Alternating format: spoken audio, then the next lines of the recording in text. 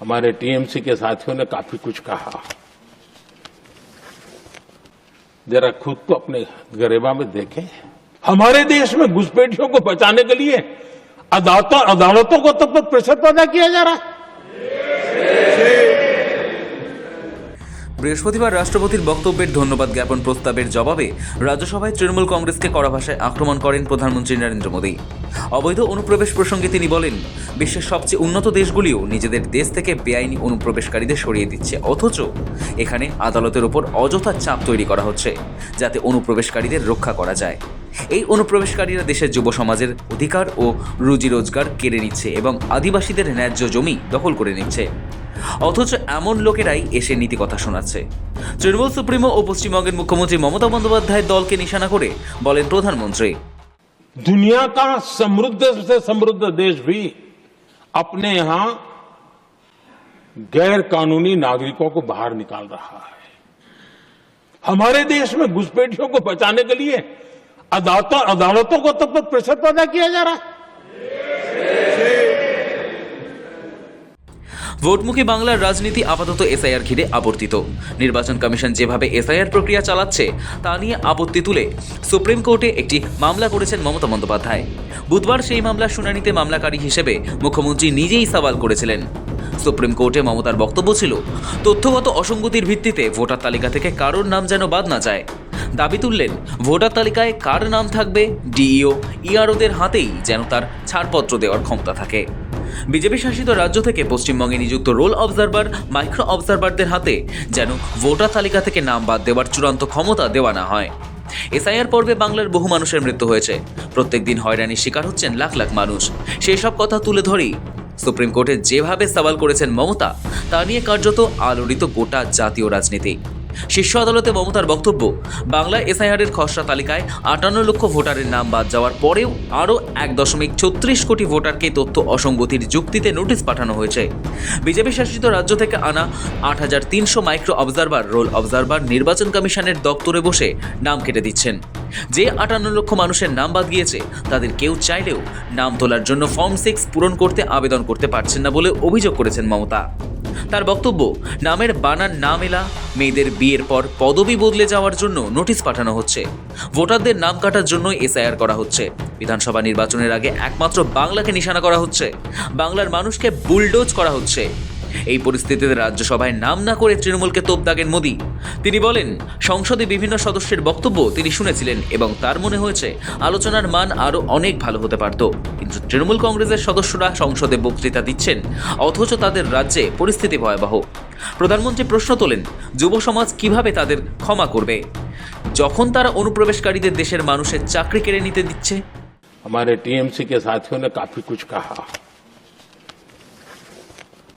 जरा खुद को अपने गरेबा में देखें।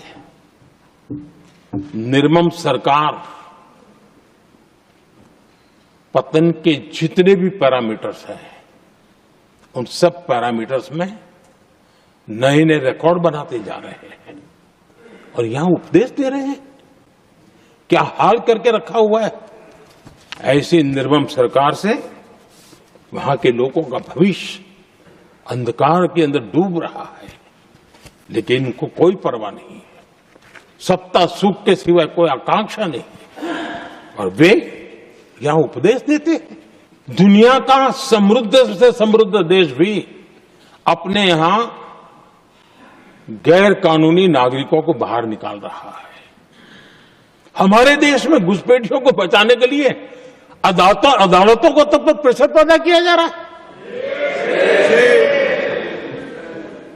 मेरे देश का नौजवान कैसे ऐसे लोगों को माफ करेगा जो घुसपैठियों की वकालत करने के लिए ताकत लगा रहे हैं।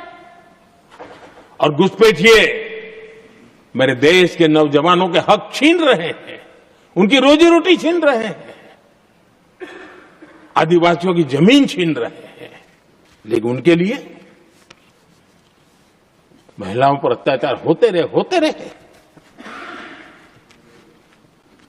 सत्ता नीति के सिवा कुछ करना नहीं और वो यहां पर हमें उपदेश दे रहे हैं।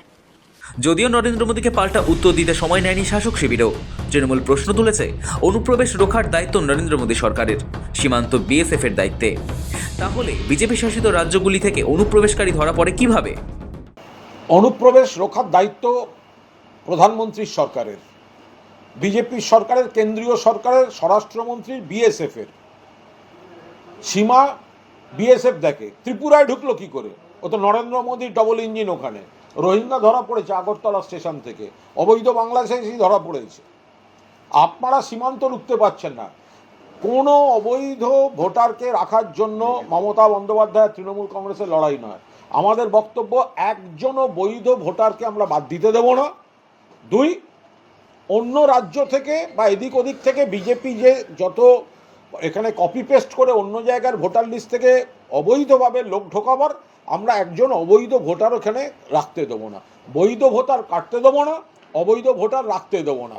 সেটাতে ওনাদের গায়ে ফোসকা পড়ছে। আর লোক ওখানে দাঁড়িয়ে, সংসদে দাঁড়িয়ে তৃণমূল কংগ্রেসকে অ্যাটাক করছেন। তার কারণ, গোটা দেশে তৃণমূল কংগ্রেসকে ভয় পায় বিজেপি। নরেন্দ্র মোদীর মাথা ব্যথা মমতা ব্যানার্জি। মমতা ব্যানার্জি বিকল্প মুখ। মমতা ব্যানার্জি নরেন্দ্র মোদী এবং বিজেপির বিরুদ্ধে মুখ। নরেন্দ্র মোদী যখন চুল কাটতে বসেন না, নাপিতকে কানে কানে জিজ্ঞাসা করেন, স্যার মমতা দিদি কা ক্যা হাল হ্যায়, মমতা দিদি कैसे है। প্রধানমন্ত্রীর ভাষণ ভেস্তে যায় লোকসভায়। রাষ্ট্রপতির ভাষণের ওপর ধন্যবাদ প্রস্তাবে বক্তব্য পেশ করার কথা ছিল তার, কিন্তু তার আগেই মোদির আসন ঘিরে ফেলেন কংগ্রেসের মহিলা সাংসদরা। শুরু হয় হট্টগোল। ওয়েলে নেমে আসেন বিরোধী সদস্যরা, বিক্ষোভে যোগ দেয় তৃণমূলও। তখন অবশ্য প্রধানমন্ত্রী লোকসভায় ছিলেন না।